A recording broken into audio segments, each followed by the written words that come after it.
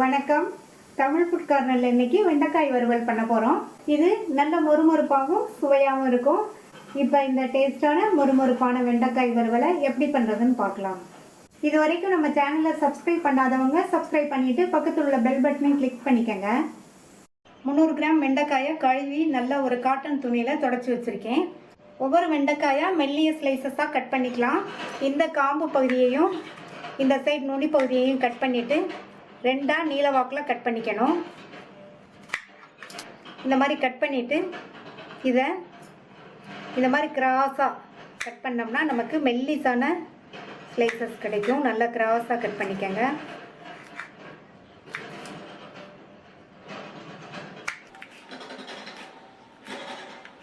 இதே மாதிரி எல்லாத்தையும் கட் பண்ணி வச்சுக்கலாம். எல்லா வெண்டைக்காயும் ஸ்லைசஸாக கட் பண்ணியாச்சு. அதை இந்த பாத்திரத்தில் சேர்த்துட்டு இது கூட 3/4 டீஸ்பூன் மிளகாத்தூள் இந்த மாதிரி பரவலாக சேர்த்துக்கணும். 1/2 டீஸ்பூன் சீரகத்தூள்,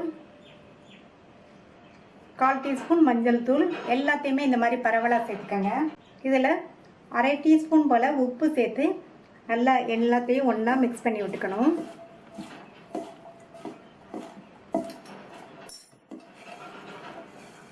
மெதுவாக அந்த மாதிரி மிக்ஸ் பண்ணிக்கங்க. எல்லாம் மிக்ஸ் ஆகுற மாதிரி மிக்ஸ் பண்ணி விட்டாச்சு. இன்னொரு பாத்திரத்தில் 1 டேபிள் ஸ்பூன் அரிசி மாவு, 2 டேபிள் ஸ்பூன் கடலை மாவு, 1/2 டேபிள் ஸ்பூன் சோள மாவு கார்ன்ஃப்ளவர், 1/2 டீஸ்பூன் சீரகத்தூள், 3/4 டீஸ்பூன் மிளகாத்தூள், 1/4 டீஸ்பூன் பெருங்காய பவுடர், இதில் ஒரு 1/2 டீஸ்பூன் அளவுக்கு உப்பு சேர்த்து நல்லா கையால் கலந்து விட்டுட்டு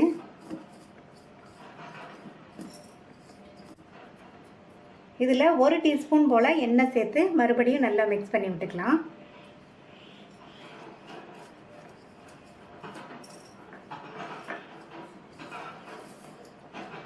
நல்லா மிக்ஸ் பண்ணி விட்டுட்டு ஏற்கனவே நம்ம உப்பு மிளகாத்தூள் சீரகத்தூளில் கலந்து வச்சுருக்க வெண்டைக்காயை இதில் சேர்த்துக்கலாம். இப்போ தண்ணி எதுவும் சேர்க்காம நல்லா மிக்ஸ் பண்ணிக்கணும். இந்த வெண்டைக்காயில் நம்ம அந்த சேர்த்துருக்கிற இந்த மாவெல்லாம் நல்லா கோட் ஆகுற மாதிரி மிக்ஸ் பண்ணிக்கணும். தேவைப்பட்டால் தான் தண்ணி கொஞ்சமாக தெளிக்கணும்.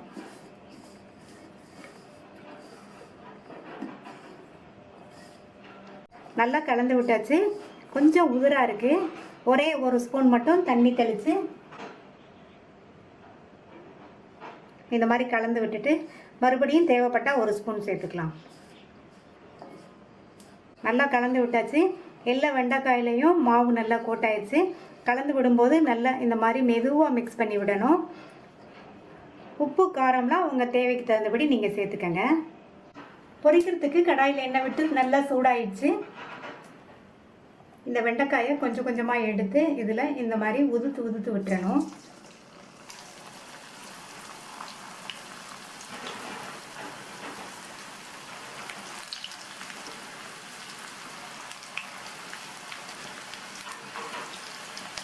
வெண்டைக்காயை சேர்த்ததுக்கப்புறமா ஸ்டவ்வை நிதானமாக எரிய விடணும். அதே மாதிரி பெரட்டி போடுறது உடனே பெரட்டி விடக்கூடாது. ஒரு 2 நிமிஷம் கிட்ட வெந்ததுக்கப்புறமா பெரட்டணும். இப்போ பெரட்டி விட்டுக்கலாம்.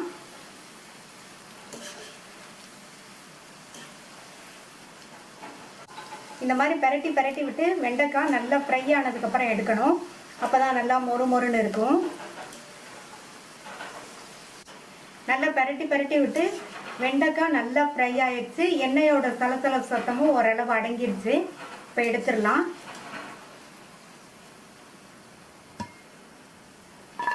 எல்லா வெண்டைக்காயும் ஃப்ரை பண்ணியாச்சு.